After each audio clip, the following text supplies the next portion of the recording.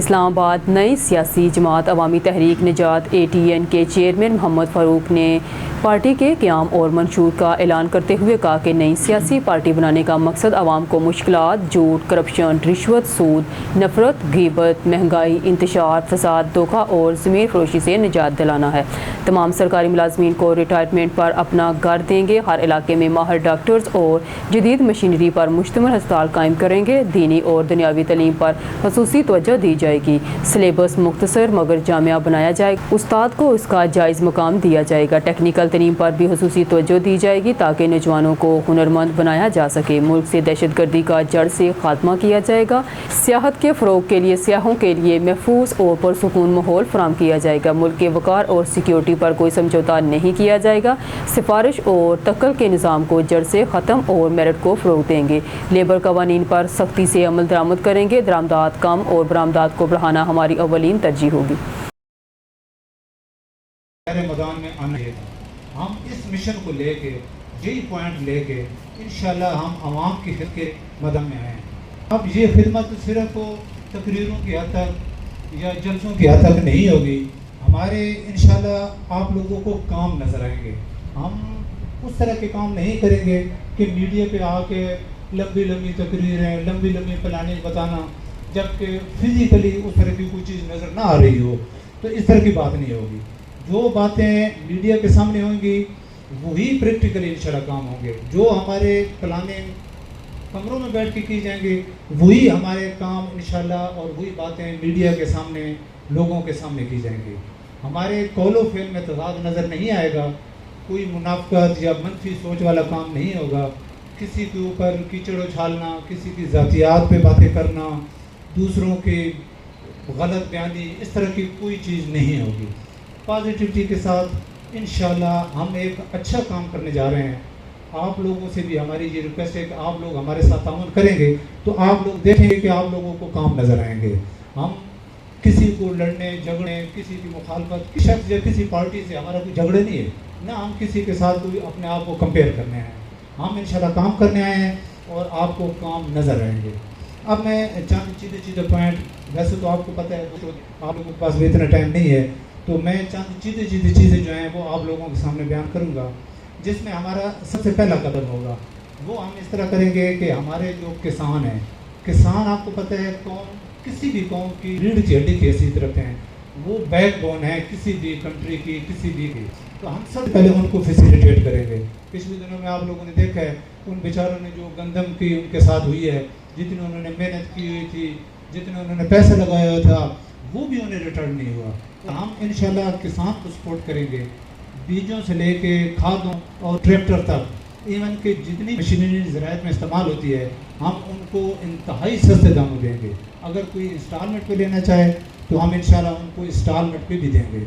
مطلب جو بھی ان کی ریکوائرمنٹ ہوگی ہم انشاءاللہ سستے داموں ان کو پرووائڈ کریں گے۔ اب اس سے فائدہ کیا ہوگا؟ اس سے یہ ہوگا کہ ان کی ریکوائرمنٹ جب پوری ہو جائیں گی وہ پوری توجہ سے، پوری محنت سے وہ کام کریں گے،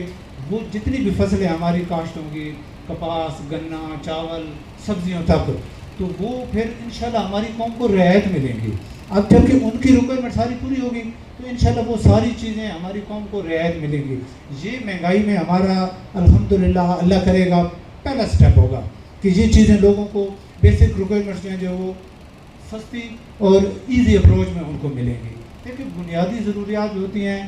اس کے لیے انسان کچھ بھی کرنے کو تیار کر دیتے ہیں۔ اب کسی سے بنیادی ضروریات چھین لینا، پھر ان کے اوپر ان کی جان سے زیادہ بوجھ ڈال دینا، تو اس سے تو ظاہر لوگوں میں غصہ اور نفرت پیدا ہوگی۔ تو یہی چیزیں ہوتی ہیں جو بغاوت اور جرائم کو جنم دیتی ہیں۔ تو جو بیسک ریکوائرمنٹس ہیں انشاءاللہ ڈور سٹیپ پہ ہم اپنی عوام کو دیں گے، اور یہ صرف باتوں کی حد تک نہیں ہوگی، یہ انشاءاللہ پریکٹیکل ہوگی۔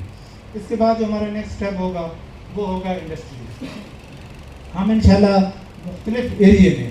چھوٹی چھوٹی ملیں، فیکٹریاں لگائیں گی پورے سروے کے بعد، اور جتنی انڈسٹریز بند پڑی ہیں یا جن کے مسئلے مسائل ہیں، جن کے اوپر ایکسٹرا ٹیکسز ڈالے گئے ہیں، ہم ان کے جو ٹیکسز ہوں گے ان کو بھی جتنی حد تک ہو سکا ان کو کم کریں گے، جو ان کو فیسیلیٹیٹ کر سکیں ان کو فیسیلیٹیٹ کریں گے۔ ادھر سے بھی انشاءاللہ جو بے روزگاری ہماری کم ہونی شروع ہو جائے گی، ظاہر جب جو ملیں فیکٹری بند پڑی ہیں وہ چلیں گی تو لوگوں کو روزگار ملنا شروع ہو جائے گا، ادھر سے بھی ہماری قوم کی معیشت جو ہے انشاءاللہ بڑھتی شروع ہو جائے گی۔ پھر ہم اپنی جتنی بھی ملے فیکٹری لگائیں گے مختلف ایریے کا سروے کرنے کے بعد، اس سے ہمیں 2-3 فائدے ہوں گے۔ پہلا فائدہ یہ ہوگا کہ جہاں جہاں ہماری انڈسٹریز لگے گی تو وہاں لوگوں کو روزگار ملے گا، یعنی یہ روزگاری میں بھی ہم سمجھیں کہ ہمارا پہلا سٹیپ ہوگا۔ پھر اس میں جتنی چیزیں جو ضروری چیزیں ہیں جس طرح گھی، آئل، دالیں وغیرہ،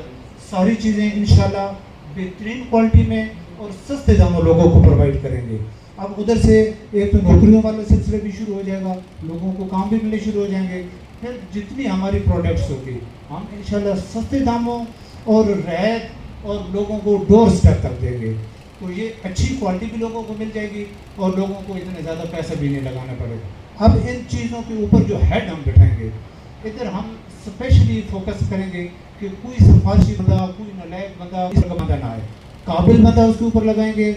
اور وہ بندہ لگائیں گے جو ڈیزرو کرتا ہے کہ اس میں یہ خوبی ہے کہ وہ یہ چلا سکتا ہے۔ آپ دیکھیں کسی بھی ادارے کا ہیڈ اگر ایماندار ہے، مخلص ہے، محنتی ہے، تو نیچے سوال ہی نہیں پیدا ہو سکتا کہ کوئی کرپشن کر سکے۔ ہمیں انشاءاللہ کرپشن کا ڈر نہیں ہوگا، ادھر کوئی کرپشن نہیں ہوگی اور ایماندار بندے ہم انشاءاللہ لے کے آگے چلیں گے۔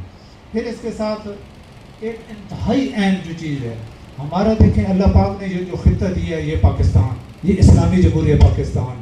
یہ ایک ایسا خطہ ہے کہ اللہ تعالیٰ نے اتنی نعمتوں سے ہمیں نوازا ہے۔ ہماری تو بدقسمتی ہے کہ ہم ان چیزوں کو دیکھ ہی نہیں سکے، ہم نے ان کو اگنور کر دیا ہے۔ اب دیکھیں صرف اگر معدنیات کی بات کریں تو ہمارے پاس سونا، کرومائٹ، ایلومینیم، جپسم، تانبا، سنگ مرمر، تیل، گیس، نمک، تانبا، اتنی چیزیں ہمارے پاس پڑی ہیں کہ ہم ان نعمتوں کا شمار ہی نہیں کر سکتے۔ لیکن کمی کس چیز کی ہے؟ بس بدقسمتی سے یا تو کوئی اس طرف کسی نے توجہ نہیں دی، یا کوئی سمجھے کہ اتنا مخلص ہی نہیں تھا کہ وہ ملک کے لیے کچھ کر سکے۔ اب یہ ایسی چیزیں ہیں جو انتہائی مہنگی چیزیں ہیں۔ اب یہ چیزیں جب ہم انشاءاللہ نکالیں گے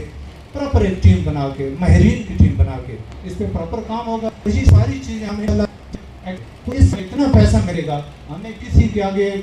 بھیک مانگنے کی ضرورت نہیں پیش آئے گی، کسی کے پاؤں پڑنے کی ضرورت نہیں پیش آئے گی۔ ہم انشاءاللہ اپنا قرضہ بھی سارا اتاریں گے اور اس ملک کو انشاءاللہ اٹھائیں گے۔ ہمارا یہی ملک جو ابھی تھلے دبا ہوا ہے، انشاءاللہ دیکھیں گے کہ دنیا میں جتنے ترقی یافتہ ممالک ہیں اس میں انشاءاللہ ہم اس کو ٹاپ پہ لے کے آئیں گے۔ ہمارے ملک میں ایک مسئلہ لا اینڈ آرڈر کا ہے۔ اب دیکھیں لیک آف ہے کہ لوگوں کو کہیں بھی کوئی بھی سیفٹی نہیں ہے، چاہے روڈوں پہ دیکھ لیں، گھروں میں دیکھ لیں، بازاروں میں دیکھ لیں، کہیں بھی لوگ آتے ہیں گن پوائنٹ پہ سامان بھی چھین لیتے ہیں، لیکن بدقسمتی سے اس طرف کسی کو کوئی توجہ ہی نہیں ہے، بس یہی سنا جاتا ہے وہ آج 2 مر گئے ہیں، آج 4 مر گئے ہیں۔ تو میں کہتا ہوں کہ جو بھی کنسرن ایجنسیز ہیں انہیں چوکنا ہونے کی ضرورت ہے۔ جب وہ پراپر اپنا کام نہیں کر رہے تو یا انہیں اس چیز کا کوئی ہے ہی نہیں کہ لوگوں کی زندگیوں کی، لوگوں کی حفاظت کس طرح کرنا، لیکن لوگوں کی جان، مال اور نیوز اسٹوڈیو سے فی الوقت کے لیے اتنا ہی۔ مزید نیوز اور اپڈیٹ کے لیے دیکھتے رہیے اون نیوز۔